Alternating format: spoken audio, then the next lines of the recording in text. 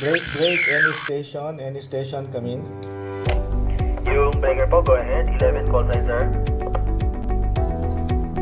Thank you, sir. This is 4H1 EMQ po. This is EMQ from Amadeo Station, over.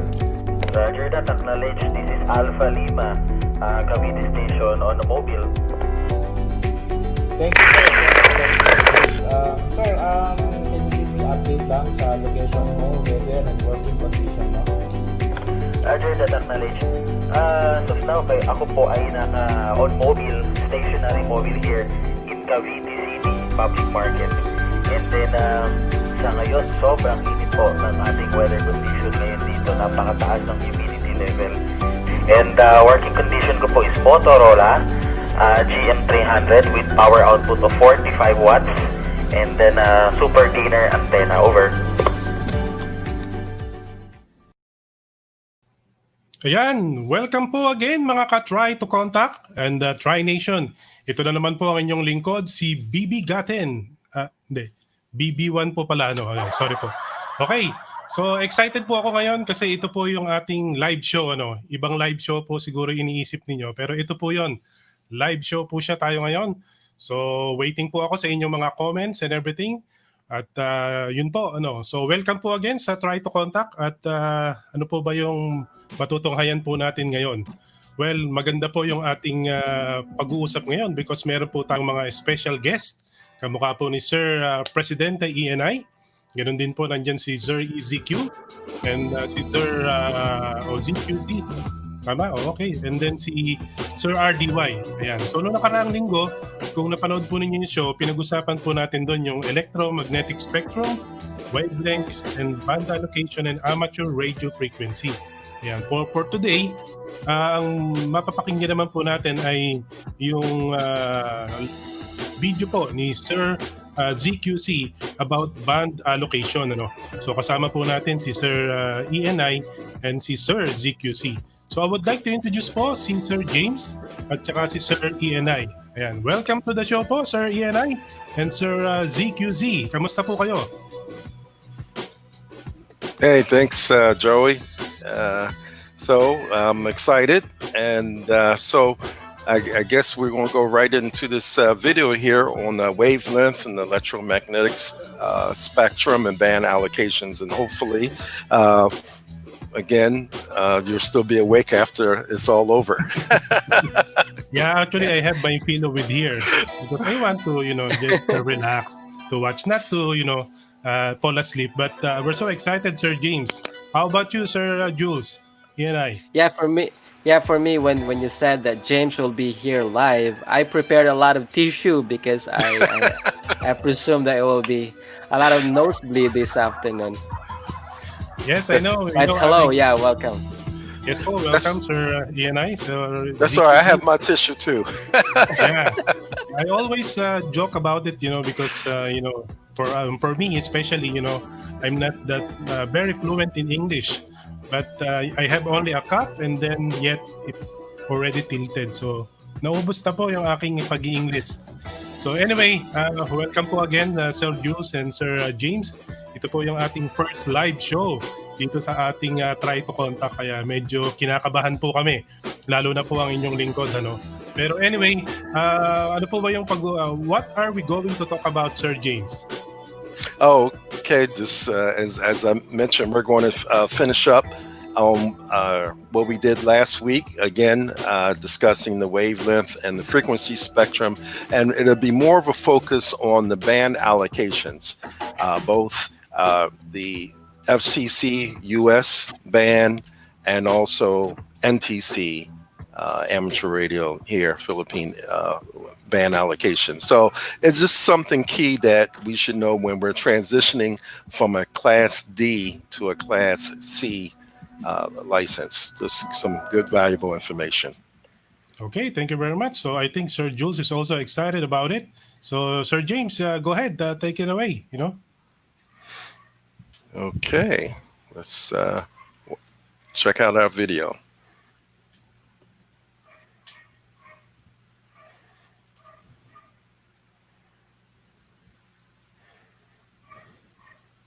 Let's watch our video. Let's watch it.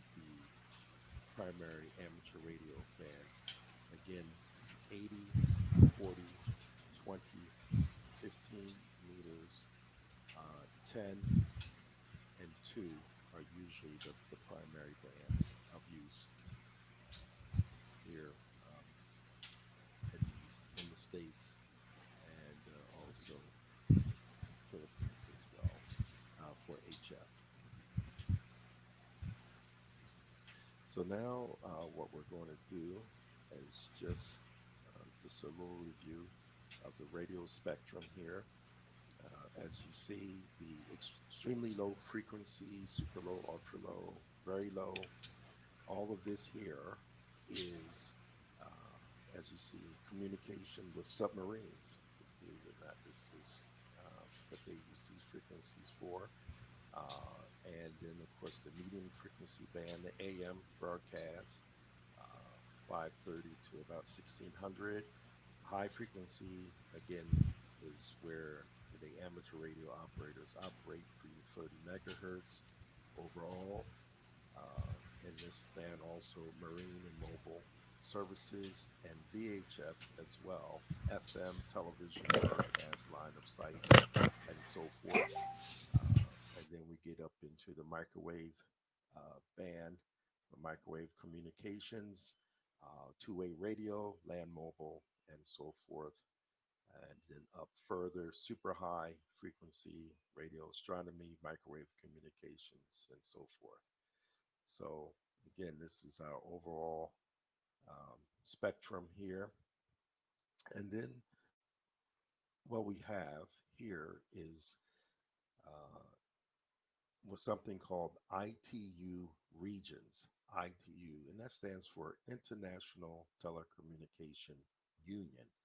Now, the International Telecommunication Union, as it says, was the originally the International Telegraph Union, and this was an agency of the United Nations, believe it or not, and they're responsible for issues that concern information and communication technology. Now, if you click that on here, what they do is they're the ones responsible here. They coordinate the shared global use of the radio spectrum, and they're the ones that oversee everything, primarily satellite, radio, telecommunication infrastructure all around the world. So the ITU here, and actually just to go back, if you go over here to the formation, you see these guys have been around since 1865. Uh, it's 155 years. So the ITU here has divided the world into three regions. Region one being Europe, Africa, the former Soviet Union, Mongolia, Middle East. Region two, the Americas, Greenland, and the Pacific Islands.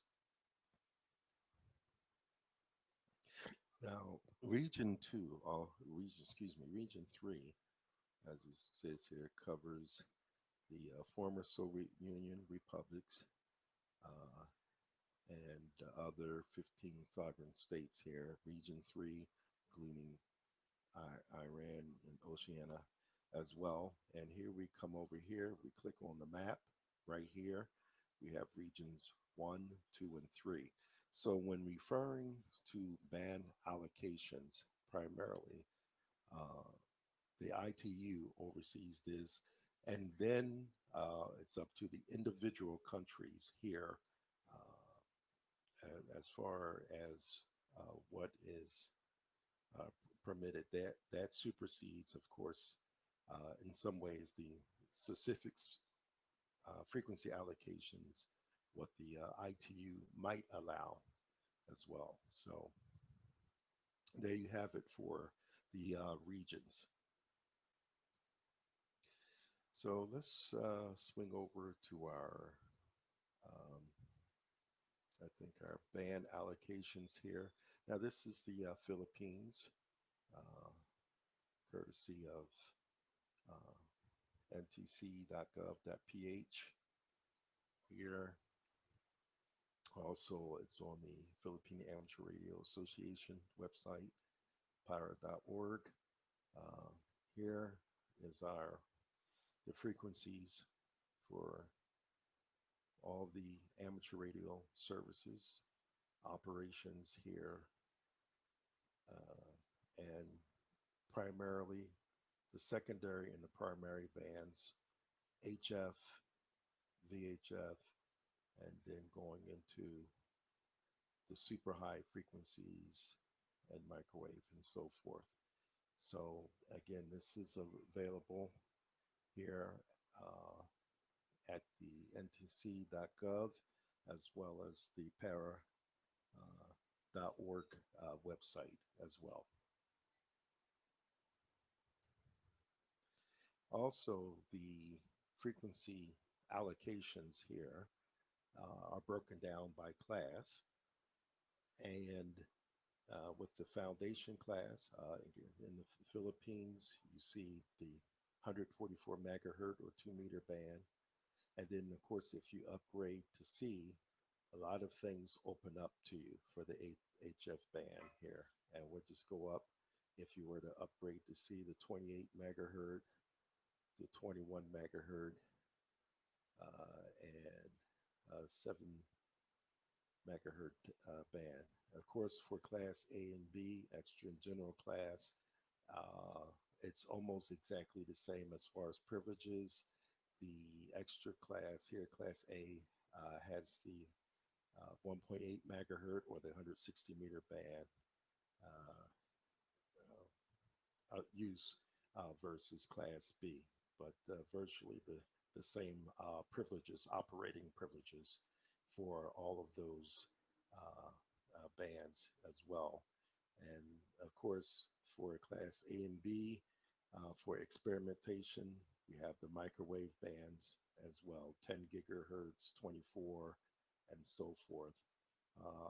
At the very least, the majority of amateur radio operators stop at 420 to 450 megahertz, with a few at 1.2 to 1300 for the majority usually, and most don't venture out into these bands here.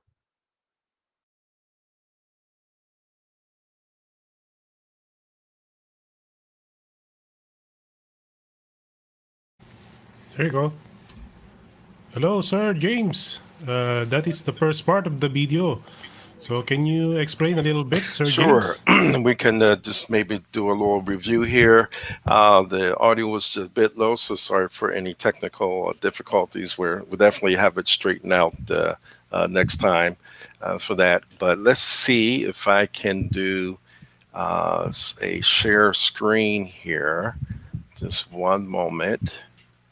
If I can just to be able just to review what was touched on, and it's uh, so we're going to do this here.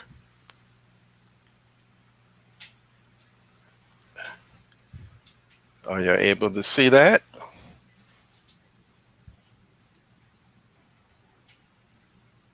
Anything coming up? Not yet. I think we have Okay, some technical difficulties. let's try.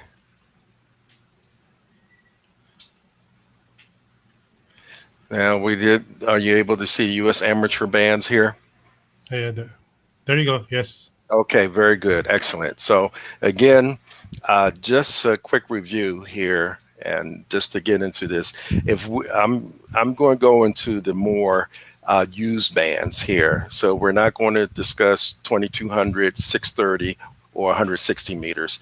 80-meter band, the 80, 40, 20, 15, and 10-meter band, more or less are the popular bands. In the Philippines, usually 40 meters and 20-meter band are the bands, HF bands, that are used the most here.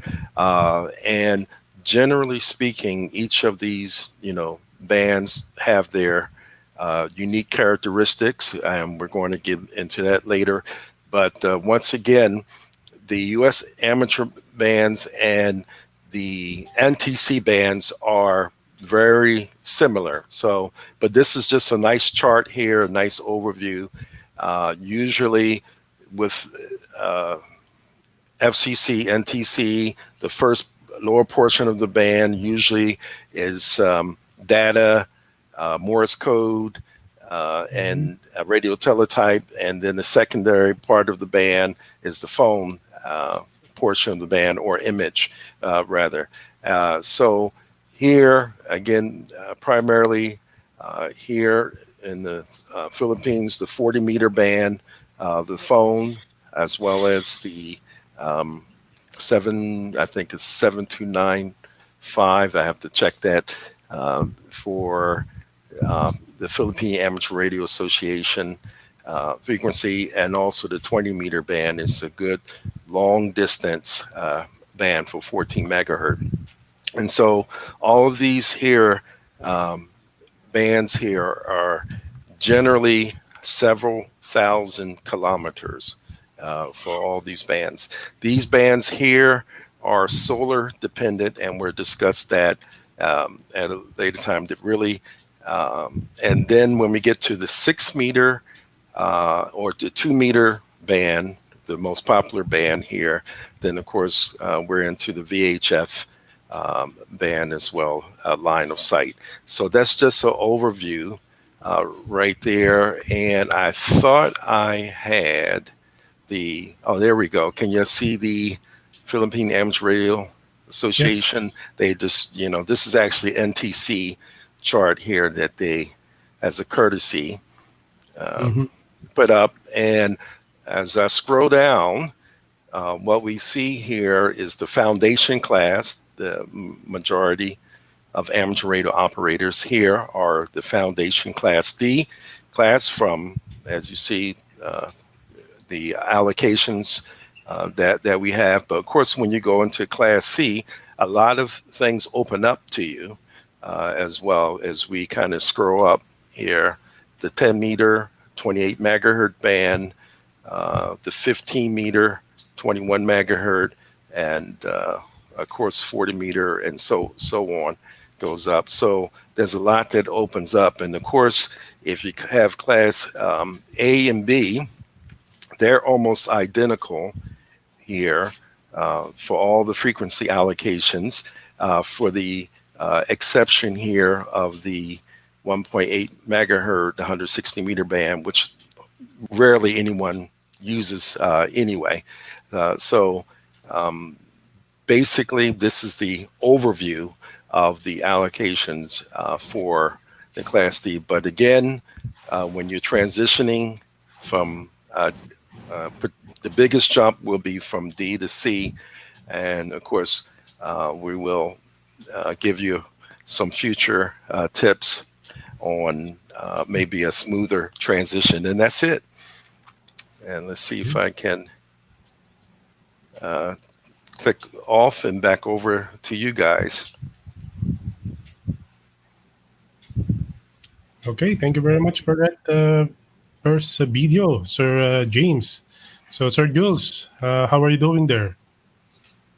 I'm good. I'm actually enjoying the explanation of ZQZ about the frequency bands, amateur frequency bands in the Philippines. I myself am a Class C amateur radio operator, but I haven't had a chance to play with Mm. HF yet.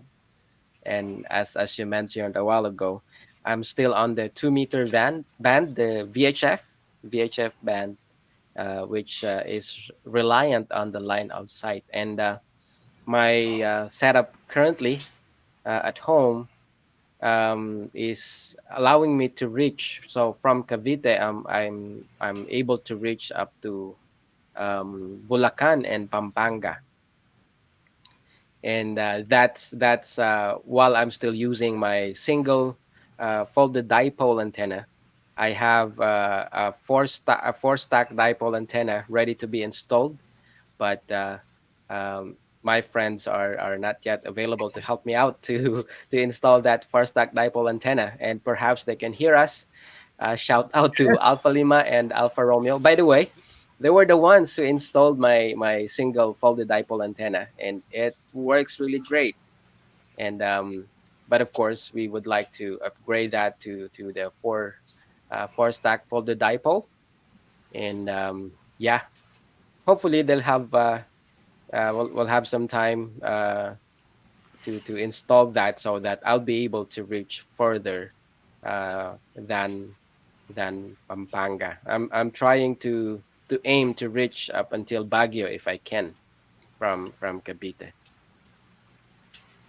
John, thank you very much po. So, Sir James, are we going to play again or the second part? No, we're going to probably finish up, do some things with the second part in the next Okay. episode here. So Okay. Yeah, for we're sure. going because we have some technical difficulties in audio. Yeah, So, yeah. I think that's our cue for today. I'm kind of excited because this is a live show for today, and I cannot edit anymore. So, thank you very much, Sir W3ZQC, for that wonderful opportunity to have you here again. Thank you. Thank Thank you, Sir you. James. Thank you very much. Okay. It's been a privilege. Thank you very much. So, I think, uh, what can we do, Sir Jules? Yeah, perhaps would like to encourage everyone. I remember when ZQZ was discussing about these frequency bands. I remember reading books during college times about this. This is part of the wireless communication. So uh, the message is that for everyone who's studying, um, especially electronics communications engineering, so this is really a hobby that you may get into because this is an application of what you read from books during college, and this is This is the real time, and you'll see what is SSB, what is CW, what is lower sideband, upper sideband, and what are the applications of different frequency bands in the um, electromagnetic spectrum. So there. Yeah. Thank you very much, BB1, for inviting us in your live No. show, very first live show. Yes Hope po, that we no. can come back next time. Yeah, thank you very much po, Sir Jules.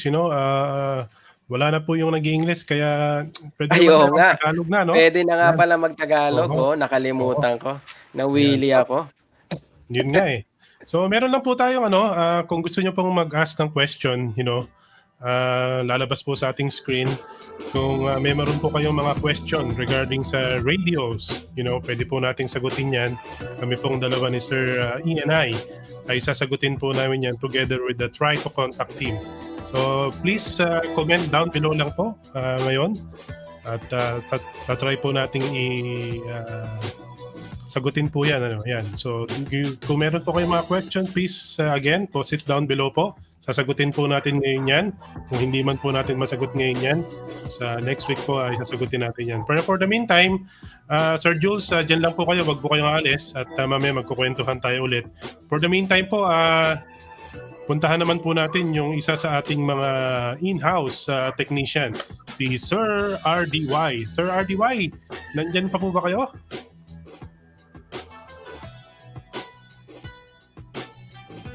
Sir RDY, please come in. Tawagan ko kaya, no? Ito yung radyo ko eh. Oh. Brother, tingnan mo yung radyo ko. Parang nawala yata si Sir RDY. Sir RDY, please come in. Ang ganda ng radyo mo, sir. Ang laki. Oo nga eh. Malupit itong radyo. Salamat po dun sa pinagbilan ko nito. Tinawaran ko eh. Yun, binenta ng mura. Pero later on, titingnan nice. natin kung gumagana to.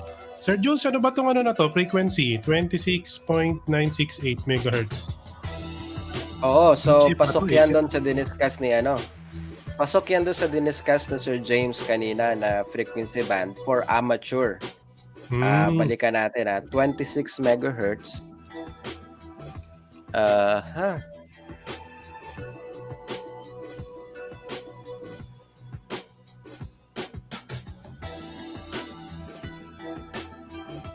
Meron ba siya? So shoutout lang po muna tayo habang meron lang problema doon sa end po ni RDY. Ayan, sabi niya, nandyan na si RDY. Bumili lang ng Chicken Joy. Ayun naman pala. Bumili pala ng Chicken Joy eh. Sir RDY, nandiyan ka na ba? Ayun! Umiikot. Sorry. Sorry. Sir RDY. Magandang hapon po sa inyo. Opo. Pwede na po tayong mag-Tagalog at yung imported po natin ay nandiyan lang po sa backstage. Oo nga, nakahinga ako ng maluwag. Mahirap. Oo nga. Medyo nagpunas nga ako sa ilong eh. Hindi ako makarelate. Teka lang po Hindi niyo ako makita kasi yung banner ko ayan. Ayan, nakikita niyo na po ba ako? Kuya. Okay na. Okay lang po, Sir Direk, okay lang po 'yon. Yan. So, Sir RDY, ano po ba yung gagawin natin ngayon? Yes, maganda yung kanilang topic kanina. Nakinabang din ako doon. Ang daming information na nakuha ko. Actually, kami sa repairs, tulad ngayon, meron ako dito na i-repair na isang HF radio. Mahalagang bagay din sa repair. Isasaalang-alang namin yung band allocation kasi ito yung may tinatawag na lower side, upper side band, CW, AM broadcasting. Malaking factor yung pagkakaroon mo ng tamang information about sa band allocation. Kasi pag gumagamit ka o nagre-repair ka ng isang radio, kailangan alam mo yung idling power ng kanyang circuit sa loob. Kasi pag hindi yun nasa proper idling, parang engine yan ng mga sasakyan. Pag mataas ang RPM mo, palyado o hindi ganun smooth.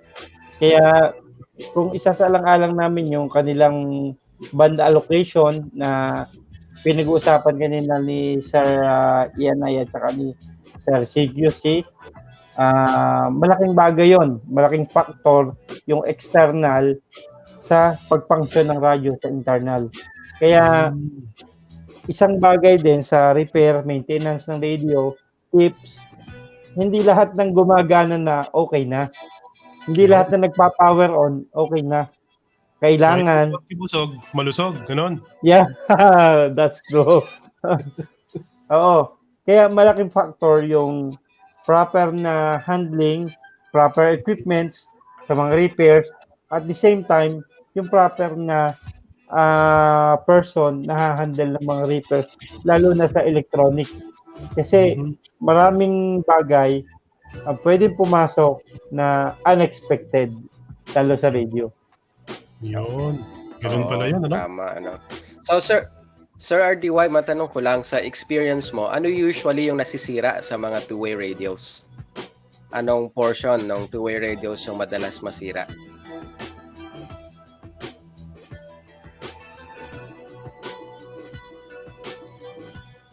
Mukhang na-disconnect ulit si RDY. Sana pala tinawagan ko na lang sa radyo, no? Oo nga eh. Ito, pwede mo hiramin ito. Yan. Yan. Okay ba? Yan. Ayun, yan. Meron tayong HF dito. Ay, bumalik. Ayan na. Sorry.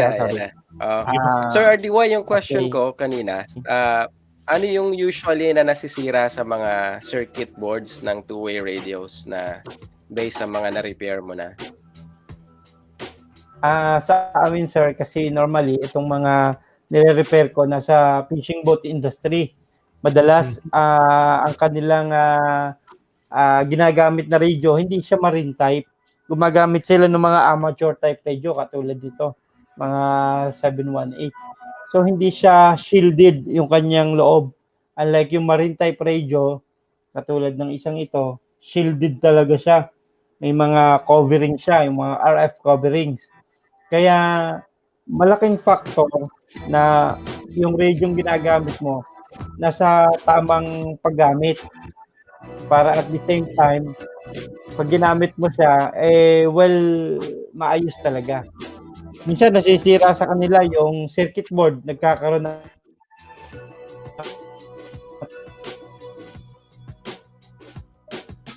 corrosion. Katawag yun ang nasisira. Oo nga, ano, kasi kung marine type, ibig sabihin dapat ano siya, ine-expect natin matatalsikan siya ng alat. Yes. Di ba? Tama. Kaya importante na naka-design siya for marine. Yes, that's a very good tip. Yun. Apo. Pagkatapos, minsan din, dahil hindi tama yung SWR ng antena sa radio na ginagamit na frequency, masyado na pupuwersa yung finals kung tawagin. Pag napuwersa yung finals, nang hinihina siya, hanggang sa masira na, wala na siyang mailabas na output, na RF output, para mag-transmit ng radio signal. Tama. So kapag napuwersa yung finals, hindi na kayo magkikita-kita sa finals, ano? Ganun ang mangyayari. Yan. Tama. Oo nga. Ayun, may question tayo sa audience. Sabi ni parang kilala mo to, BB1. Yun nga eh. Parang kapata ko yan eh. Oo, sabi ni Kapata Elena, saan pwedeng gamitin ang radio sa everyday life? Yun, no? Ayan, siguro baka may share sa Sir RDY dyan, ano? Yun. Saan pwedeng gamitin yung radio sa everyday life?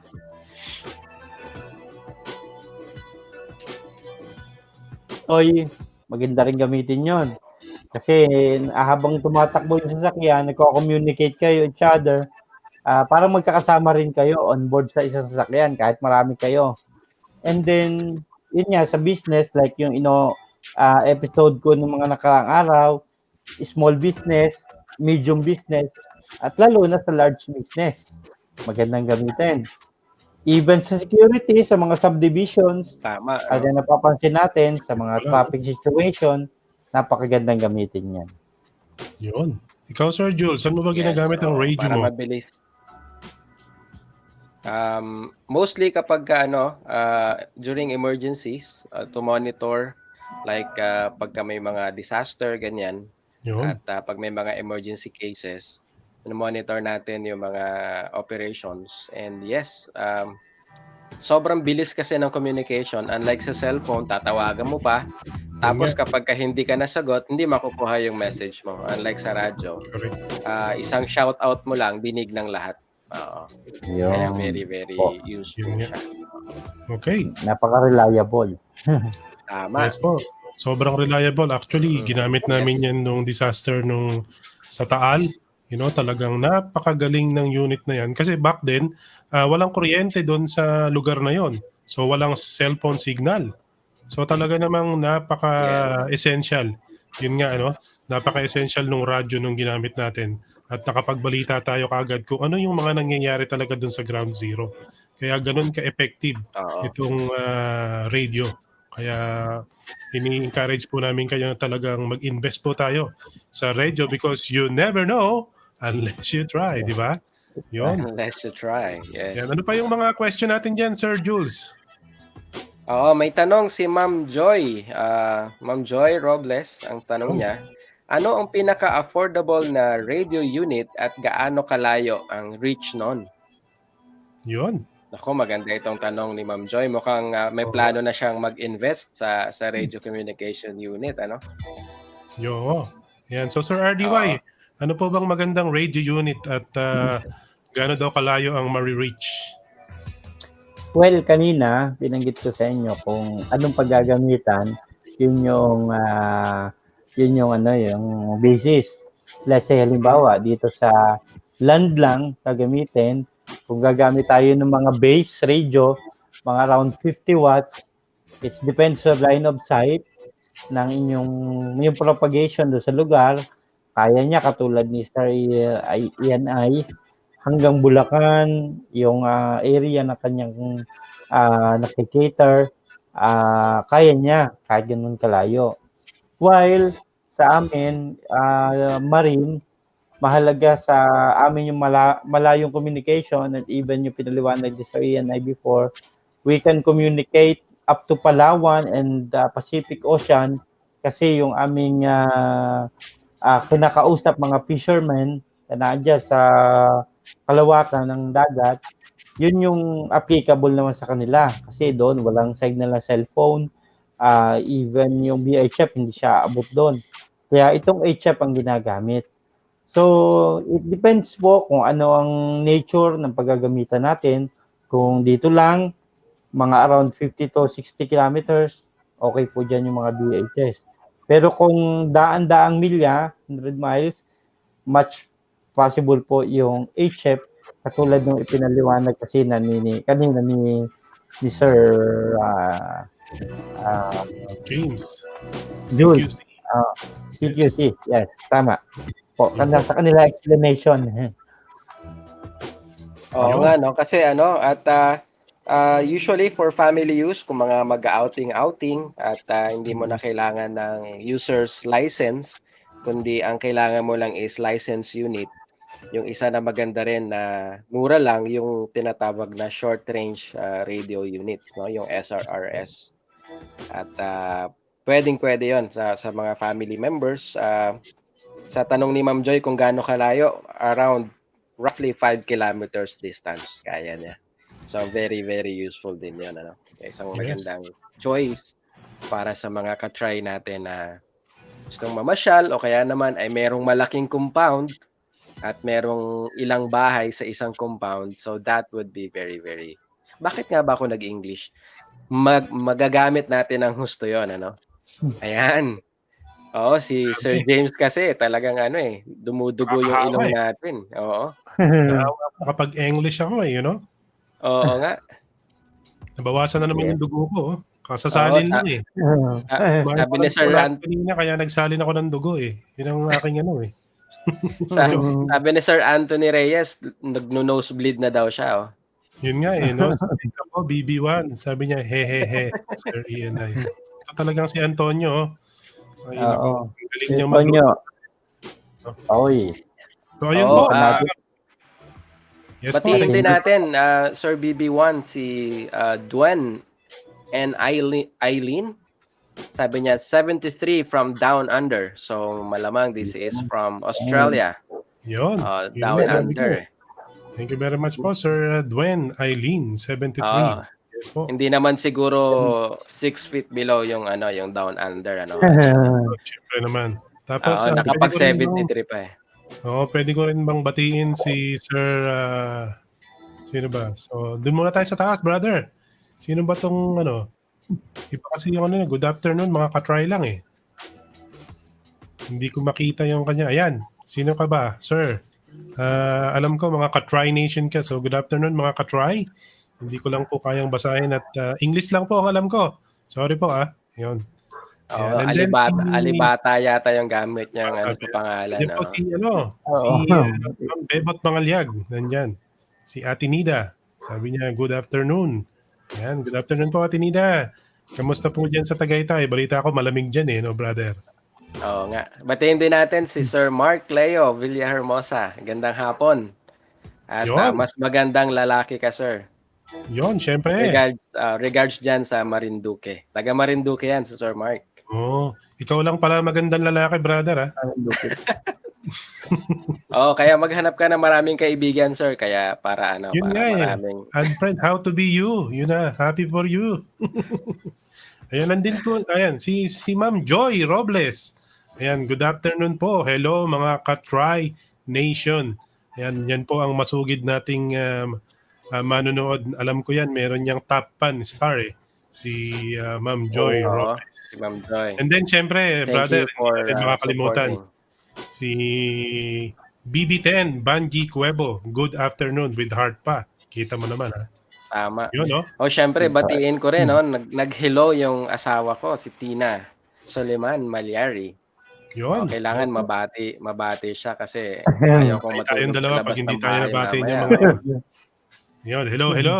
Ayan, hello daw. Yun. Oy, merong comment dito ulit si Sir Dwen.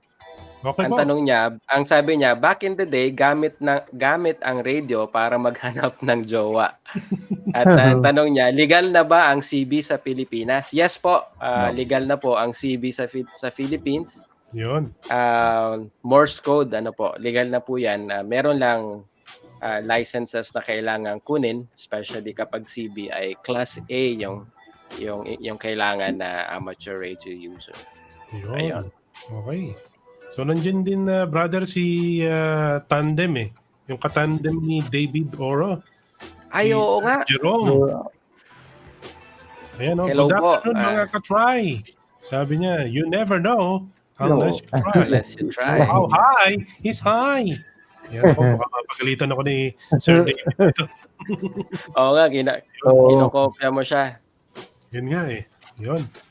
So, yan po. Kung wala na po tayong mga tanong, yun, cue nyo lang. Shoutout sa team. Sige po, mamaya po, shoutout tayo sa team.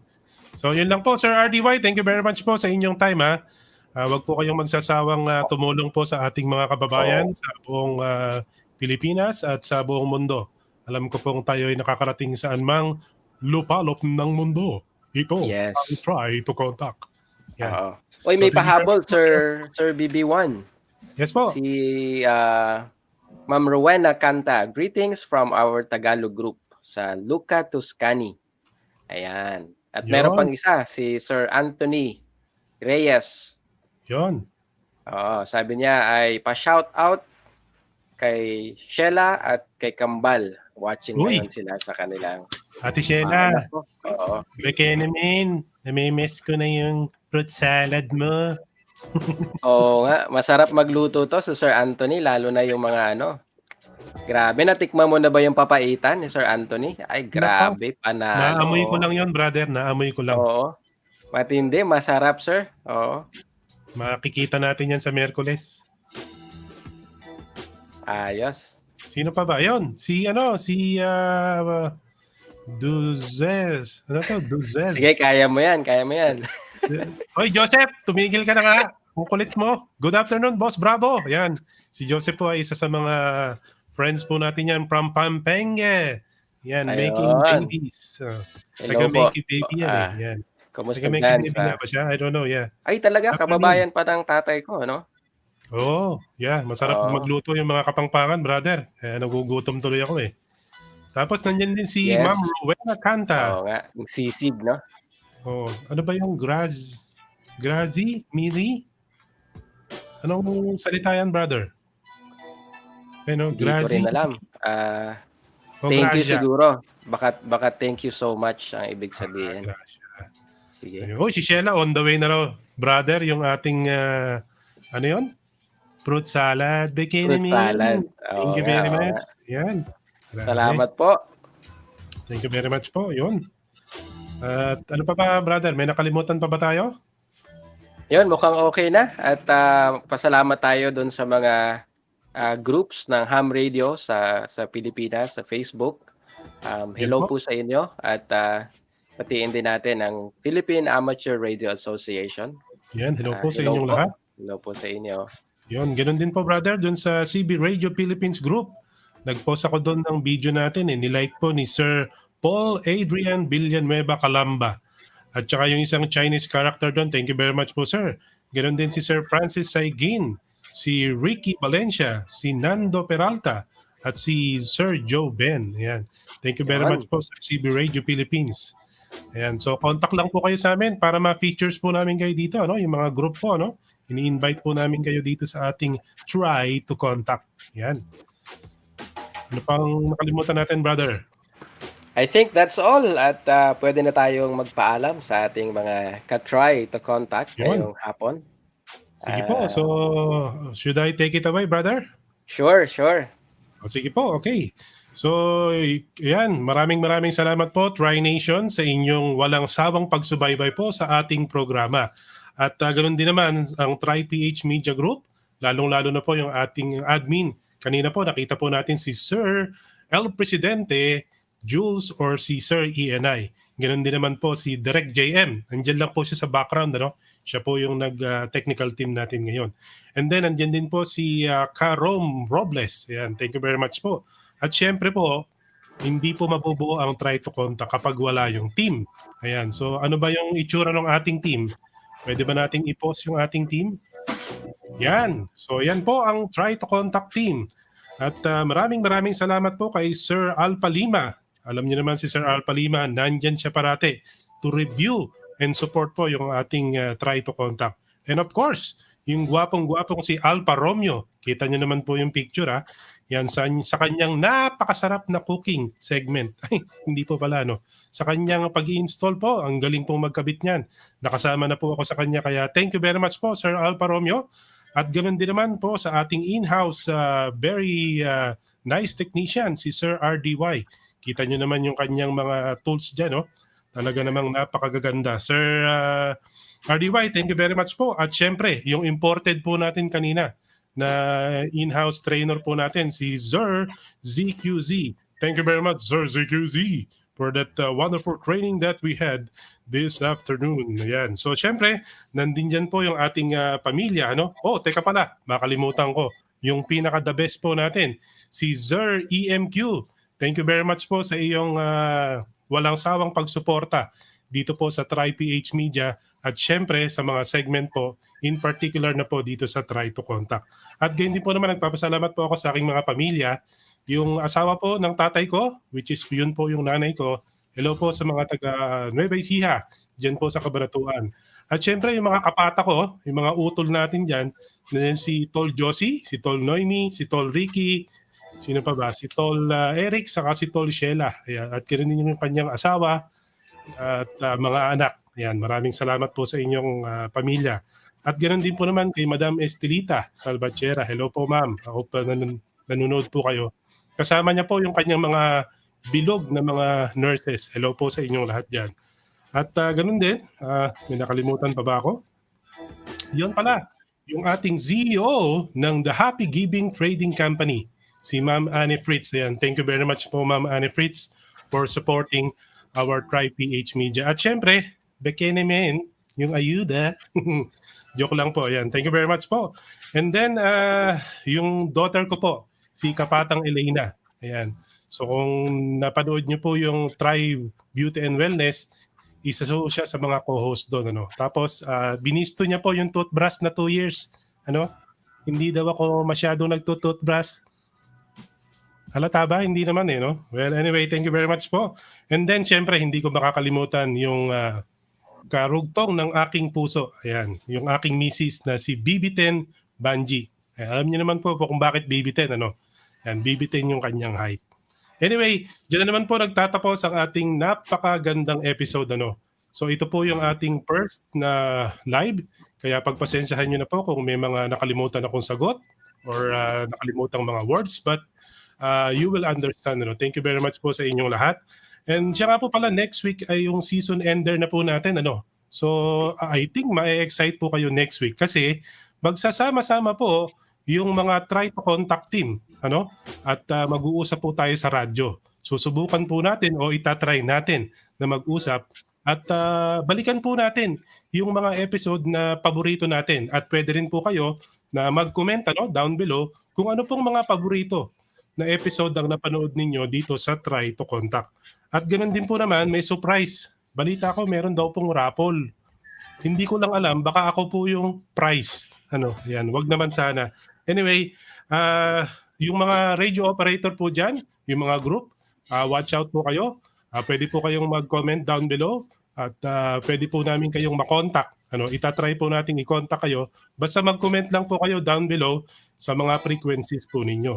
So, ganun din naman po, please like and share our video po, especially po yung Try PH Media na Facebook page and also in our YouTube and also check out our website, tryphmedia.com. Okay, so yan na naman po at yung road to 10K, yan, kailangan po natin yan. So para po yung susunod na season natin ay maabot natin, kailangan din po nating maabot yung 10K. So I would like to invite you to like and share again our page po, okay? So yan na naman po, nagtatapos ang ating very awesome, napakagandang episode. Kaya naman, ito po ang inyong lingkod, si BB10 na nagsasabing, you never know unless you try. Over and out.